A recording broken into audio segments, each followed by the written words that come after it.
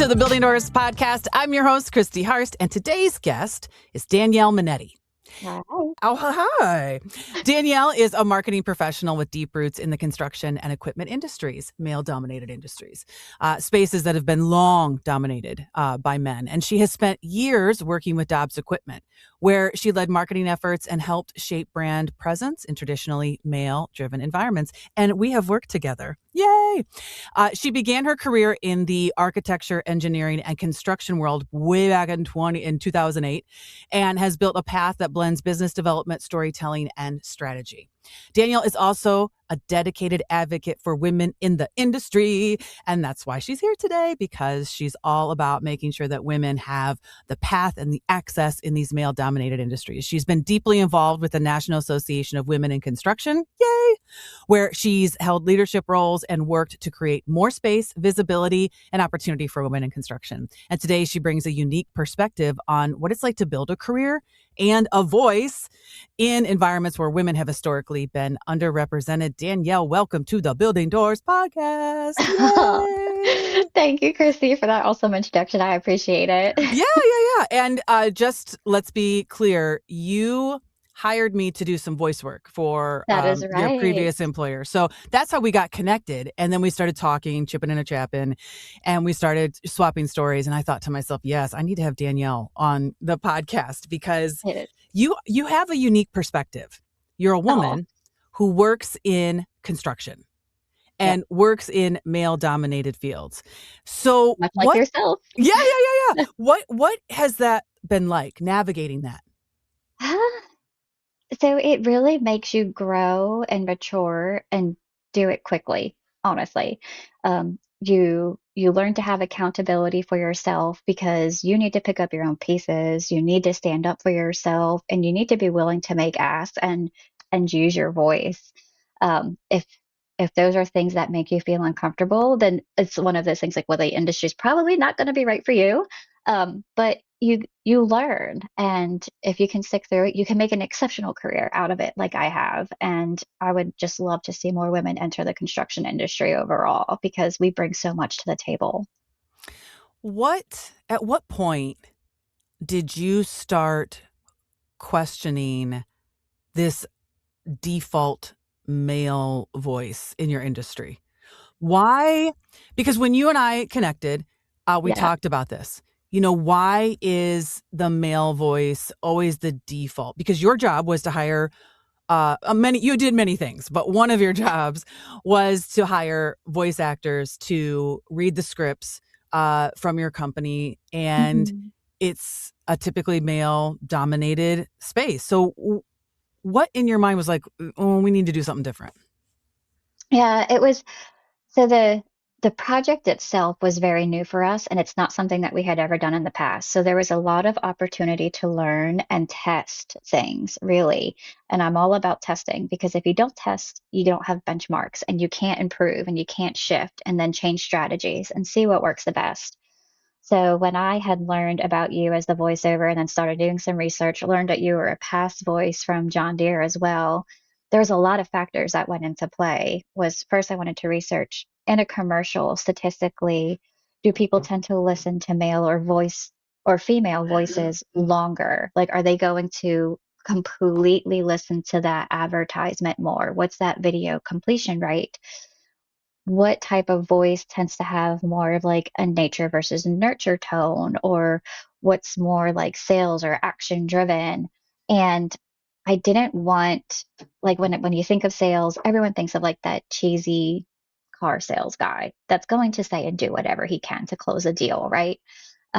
We don't want that. And we didn't want that in construction because it's not a quick turnover. It's a long life cycle. When we're quoting out a piece of equipment to a construction company, it might take, 6-7 months to get that purchase order approved, and then a year till that machine is even built and delivered to a customer's job site.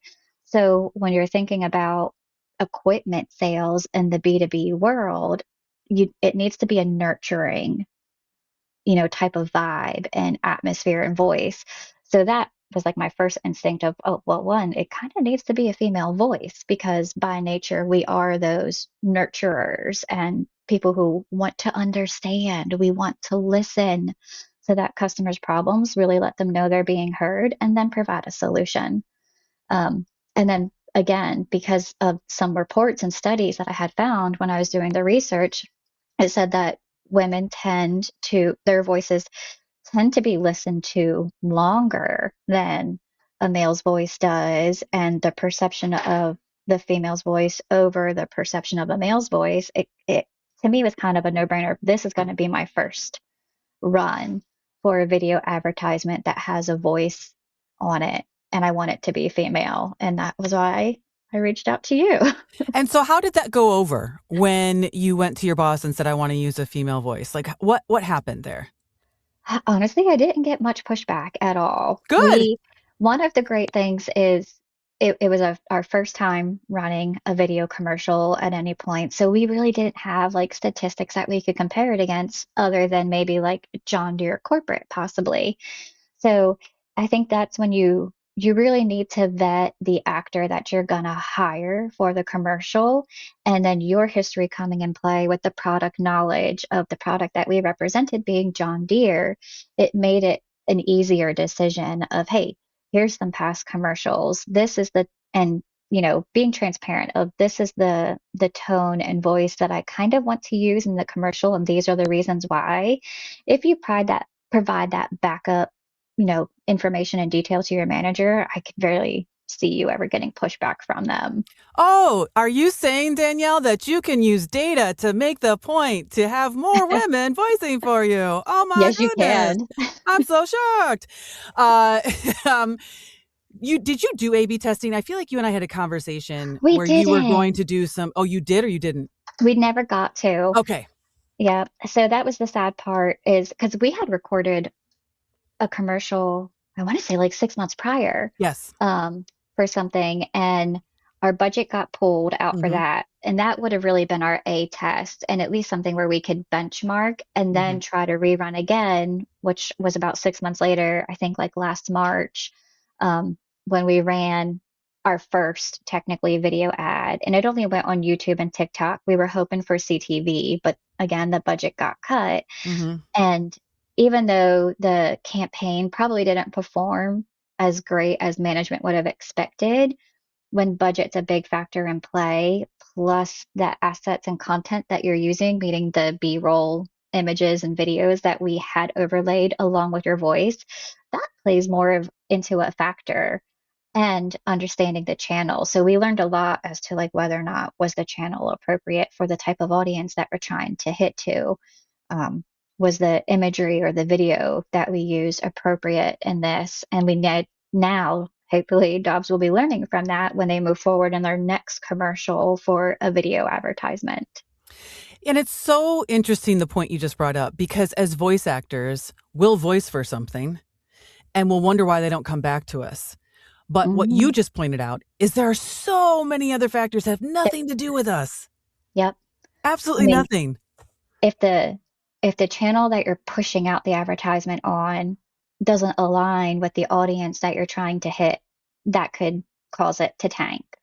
If the B-roll or images and videos that you're using in supplement to the voice for your advertisement don't line up with the product that you're trying to push, or the product that that audience purchases even isn't going to line up. Your script and your voiceover could be absolutely perfect and had done everything that you needed it to do, but if all of the other elements aren't correct, it's not going to work. Yeah. And that's such a good point that I think, especially right now, voice actors are struggling with the advent of AI, and Mm. these VO streets are tough. And to have a better understanding of everything that goes into it from decision makers like yourself is helpful with our mindset. Yeah. So thank you for sharing that. Good. Um, Yes. So take, as a voice actor, do not take, like, if someone doesn't come back to you personally and give you any feedback, I'm pretty sure it was no fault of your own and you not delivering what they wanted you to deliver. Like, you did everything right in your wheelhouse. And then maybe it's asking those shifting questions of, more so, can I see the final ad? What did that look like? What were you trying to convey? And be in a way their ally. Not that you guys are going to be an advertising company or an agency and really know, but try to get those lessons learned and get that just validation for yourself of like, okay, it wasn't, the script that I had supplied. It was something else. It's about relationship building. It Yep, really is. And it's about being a human being, person to person. So absolutely. important. I have a question for you. You've worked in many male dominated industries. You have worn many hats. I don't need you. I'm not asking you to share trade secrets or, name names or drop any, juicy stories. But from your perspective, why do these companies typically stay with male voices or male centric visuals?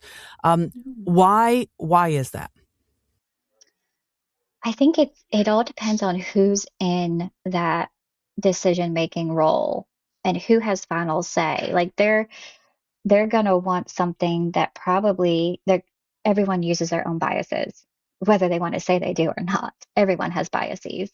And unfortunately, if it's a male that's going to be in that final decision making role or approving role, the chances are probably that they're going to want a male voice, likely, or they'll have seen or heard something similar, which just statistically wise is probably more male voices in a commercial and say, well, this is something that I had liked. Let's try to find something similar. Hmm. So that's where, it's just really important to have diversity come into play and have multiple stakeholders making decisions that can influence the final outcome and give it equal opportunity between a male or a female voice on a commercial.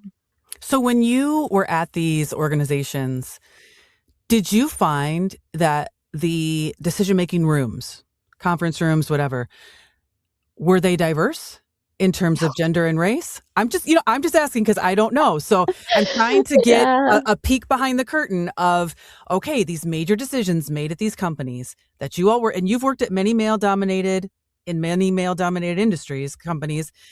What do those rooms look like? Can you, for example, I'll take the sting off a little. I talked to an MLB reporter, and she told me that I could go to every single headquartered MLB office across the country, and I would see the exact same thing. I would see yeah, the exact same collared polos, the khaki pants, all Ivy League middle-aged white men. That's what I would see. So my question is that something similar? absolutely. It is. We joke around in NAWIC, we call it PMS, pale male stale. What did you just say? Hold on, time out, time out. Say it again. You call it PMS. What does it stand for? Yeah, pale, male, and stale. Pale, male, and stale. Oh, that's a new Yeah, one. yeah. That is a new one. It's Okay, our PMS. running joke, but it is very similar in construction. And it's just when you're in the construction industry and you're trying to figure out what company is the right fit for you, even if the room of the stakeholders at the table in the conference room might look the same, there's still a way to vet it out to see if there's opportunity for diversity at that table to grow. I mean, it's just always learning about the culture of a company because, it just happens to be that a lot of construction companies are second, third, fourth generation owned. So they tend to stay in the family, which there's nothing wrong with that. I think it's fantastic because the corporate world honestly kind of sucks. The family owned businesses are really the ones that are going to thrive more and have that opportunity for other voices to be heard and take them into consideration. Like the one I'm at currently right now, they're incredible. They always want to innovate, they always want to grow, they want to hear everyone's voice and opinions and shift and honestly implement them into new processes and procedures so that the company itself can be better as a whole. Mm. And that right there is a huge differentiator between your typical, construction boardroom. And it's just finding the right ones. So you just got to vet them out. So let's say okay, so I am a voice actor, but let's say I'm looking at a company that I potentially want to voice for. Maybe I saw their product on a TV commercial. Maybe I saw it on an Instagram ad or whatever. Oh, I want to voice for them. It's a male dominated brand. It's a male dominated industry. How do I go vet to see or get an insight into what that decision room looks like and if I have a chance? What So would you do if you were me? as a vendor, So would I type in ABC brand on LinkedIn. And then I find out who the president is, or I find out who the owner is. Then I find out who the chief, and if it's all middle-aged white men, is that a no for me? Or do I still shoot my shot? Like, how do I vet that? I think you still have to shoot your shot, honestly. Everyone still has to make their ask, especially when you're trying to vouch for your own brand or your own business, or even if you're a woman in construction that's a project coordinator or an office manager trying to get their next role. You have to shoot your shot, and that's the only way you're really going to learn is you have to start opening up that door to have conversations to get an understanding Hmm. of what have you done in the past? Did it work? Well, if it didn't work or didn't provide the results that you came to, why not let me do a script for you guys on an upcoming Hmm. advertisement or commercial? Um, yeah, you have to shoot your shot and make that ask. And so that's a great transition into something that I find unique about you, which is you are in this space. You're pretty much alone as a lone woman, maybe one of under five, a handful, and one in a position that's higher than most. And yet you still stand up for yourself. You constantly shoot your shot. And you've shared some stories with me about that. And I really want to point out that I think that's the reason you're successful in these industries, because you are not afraid to think and act like the people around you. And I want to talk a little Yeah. bit about that. So I want you, if you will, share a story about what happened when you asked for a change in title, not a change in money. You Yeah. just wanted your title to reflect your job duties. So tell me about what happened during that process. Yeah. It's like you said, I had to speak up for myself. I had came to the realization I was functioning in a capacity that was well beyond my current title and role. And all I wanted was just something that had reflected what I was doing in writing. That was simply it. I was compensated well, I was enjoying what I was doing.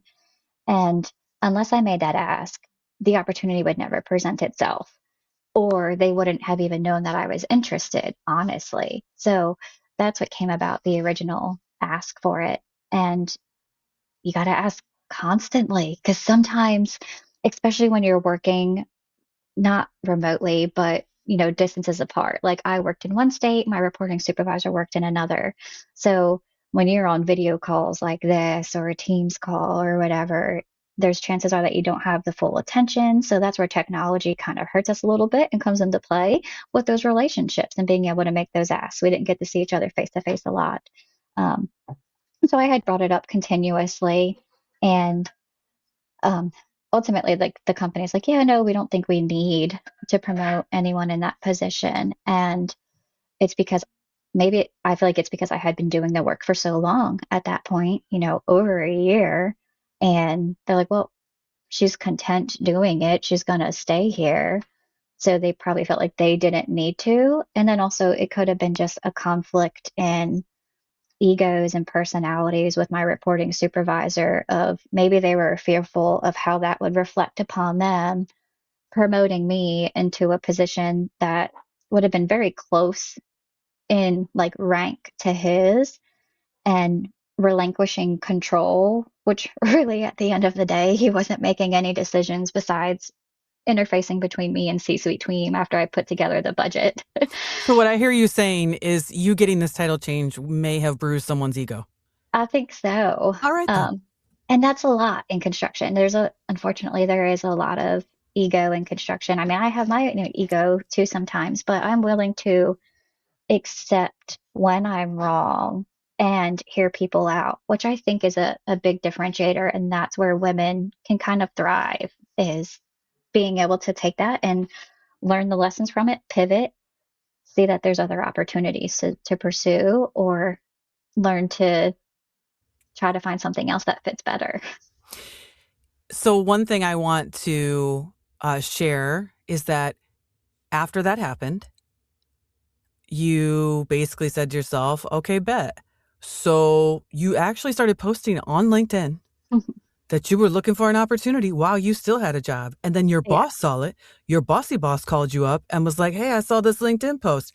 First of all, Danielle, That's some spine. That is wow. And you didn't care. You didn't No. care at all. And talk about the conversations that ensued after you made that LinkedIn post, because they almost kind of placated you for a minute. But it turned out they were just really trying to string you along, right? Yeah, it was. Um, so they wanted to, of course, learn why I was looking for a new job opportunity. It was clear, hey, I haven't received this promotion. I haven't been given really equal opportunity to other team members within the company when it comes to training and development. And again, making those asks to participate in those opportunities, it just kind of got dangled and we'll let you know, we'll let you know. And it's after months of it, you realize that you're just being gaslit, and you have an awakening, you have an aha, and you just like, okay, I need to get really serious about getting out of this place and find something that's better.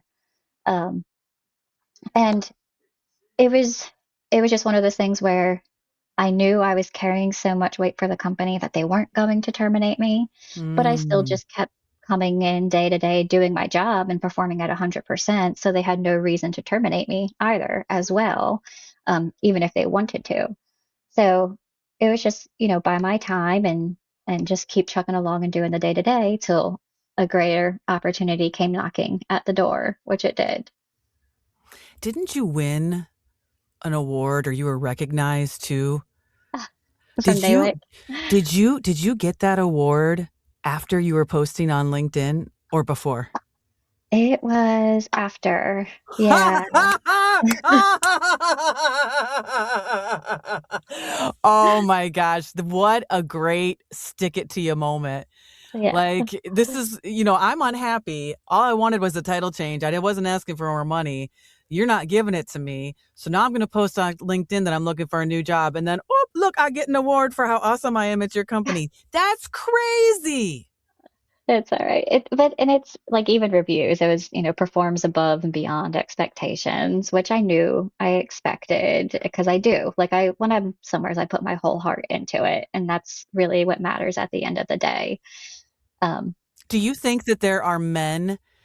Have you seen men that don't get those kind of reviews, but do get the promotion when asked? yeah, because unfortunately, I think a lot of it is relationships.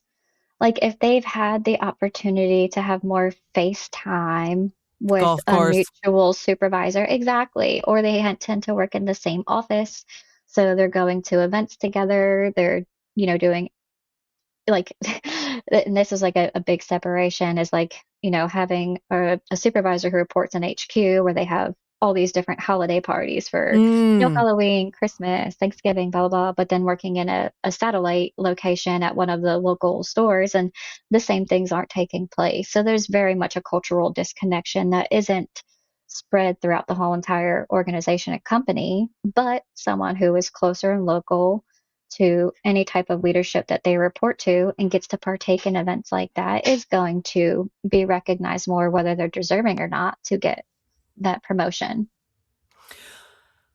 What piece of advice would you give to women working in male dominated spaces? Not voice actors necessarily, but Yeah. fellow females in construction or tech or automotive. Um, Getting to know you over the last year or so, you are one tough cookie. You're no joke. You're not afraid to stand up for yourself and say what you want and stand by it. And a lot of women can learn from that, Yeah. no matter what field they're in. I'm just so amazed by some of the stories you've shared with me. So, what is some advice that you would give to women working in these spaces that they're one of two, one of three, and they feel like they can't ask because they're not smoking cigars and drinking brandy at the country club or on the golf course or on the tennis court? What advice would you give them? You need to have allies and lots of them and make friends. And it's not just friends with other women, it's also friends that are male as well, because you need that other perspective. Like we can tend to have the same perspective or perception of a story or an email or something that we read, but someone of a different gender might have a different perspective. And having an ally that's of a different gender, of a different race, can and be genuine, ask out of curiosity. Hey, I was in this situation. This is how I'm thinking about responding. If you were in my supervisor's shoes, how would you perceive that? Am I out of line? How can I reframe this?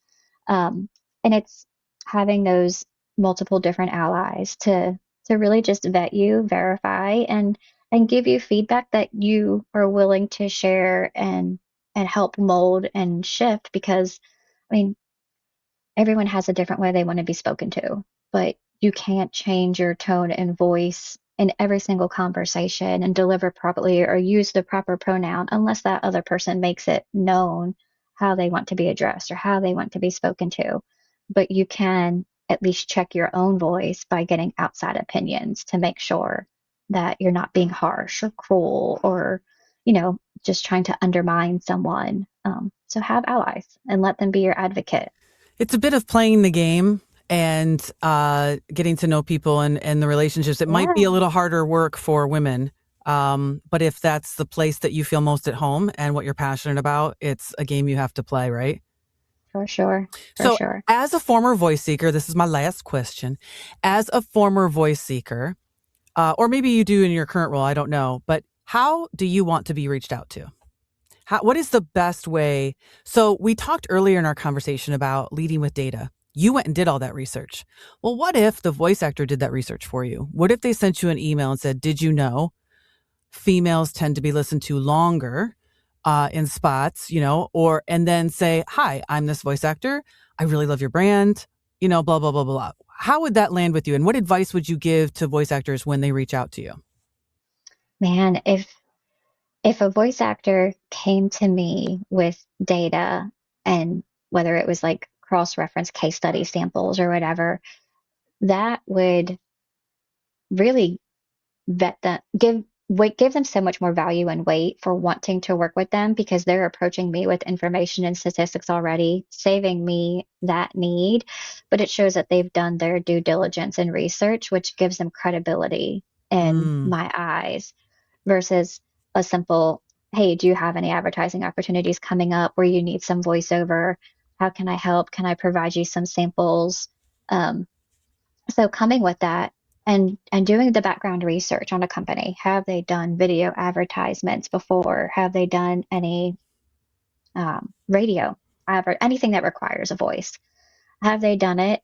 Taking note and stock of what it was and presenting an example where you have done one similar or close to it and giving some cross references.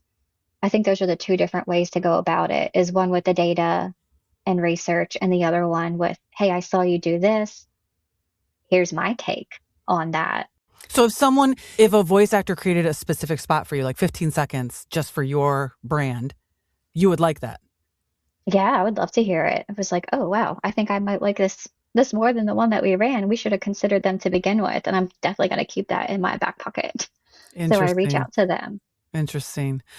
Well, Danielle, I am so happy that we met, and I really appreciate that you took the time today to come on the Building Doors podcast. Mm. If you are listening or watching and you liked what you saw or heard, let us know. Buy me a coffee. Go to buymeacoffee.com/buildingdoors. All proceeds that are collected via Buy Me a Coffee are put right back into the production of this podcast. You can buy me a frothy latte. It's not really a latte. It's just, a $7 or $5 donation, or you can become a monthly subscriber. Thank you so much for tuning in today to the Building Doors podcast. Until next time, let's go build some doors together. Bye-bye. Obviously.